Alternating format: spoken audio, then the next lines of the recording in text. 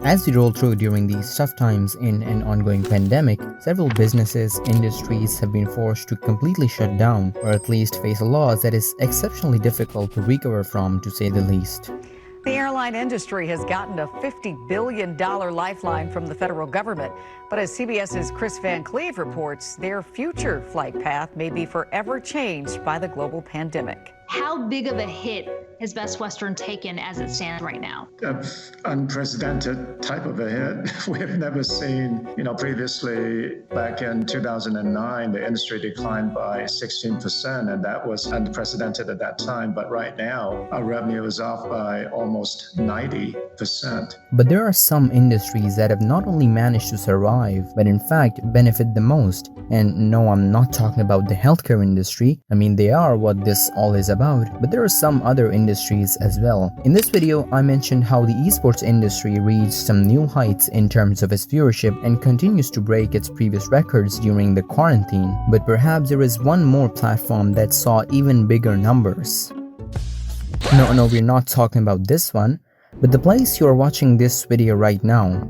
That's right. While it's obvious that YouTube is single-handedly the most popular website and is just behind Google in terms of being the most used search engine, the numbers people saw in this period were staggering, to say the least. News analyst Mike Dano writes that the global internet traffic during this whole pandemic rised up to 40%, which simply means if assuming a billion people used internet before the pandemic, 400 million more people started using during the pandemic. A popular network analytic company revealed that during the dates February the 1st to April 19, YouTube was the most used website. It was above Instagram, it was above Netflix, Facebook, it even left behind its parent company Google. And that, if you think, makes a fair bit of sense. You see, unlike Google, YouTube isn't just a search engine, and especially during a time of pandemic when there is so much uncertainty, people naturally require information. And for that, there is no better place than YouTube. This meant YouTube now more than ever wasn't just the place where people would consume entertainment content, but in fact, in most cases, it became the primary source of information, which only increased the amount of time a person would spend on YouTube. And this all without including how everyone was inside their homes, which would naturally increase even more time a person spends on YouTube. And as if this wasn't enough, the firm said that these numbers would have been much higher if YouTube didn't have to scale down the bitrate to reduce stress from their broadband network. You may have noticed your video being played on 480 pixels by default.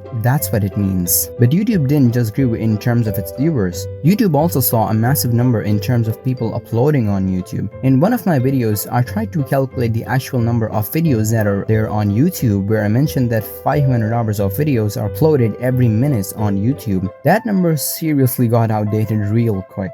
Although I couldn't find any official numbers, as YouTube often doesn't share them publicly, but a group of analysts did an independent testing which revealed that there was almost a 30% growth in the hours of videos that are uploaded in a single minute, which, presuming if it previously was 500 hours, it now went up to 650 hours. And even this, thinking naturally, makes a lot of sense. You see, COVID-19 was not the only global issue during this period. Movements like Black Lives Matter was also a globally followed movement, which also brought a significant increase in the total traffic and content related to that. But these affairs were not the only one. Think of this, so many other people trapped inside their homes had a natural boost of creativity, and making YouTube videos really complement that. We saw a spike in people doing podcasts, there was a spike in fitness videos, there was a huge spike in people doing gaming videos or vlogs, and just about every genre of videos. We saw so many people joining in the YouTube space in just this period. In fact, take me as an example. I wouldn't say that making videos on this channel was a quarantine idea, but this period really helped me to focus more on making these videos as there were fewer distractions. And in fact, YouTube was not the only site that saw this boost. I'm sure you all know a website named Netflix by now. The company registered a record increase of 15.8 million subscribers in this period, surging ahead of Wall Street's expectations of 7.6 million subscribers, and generated a net income of $709 million,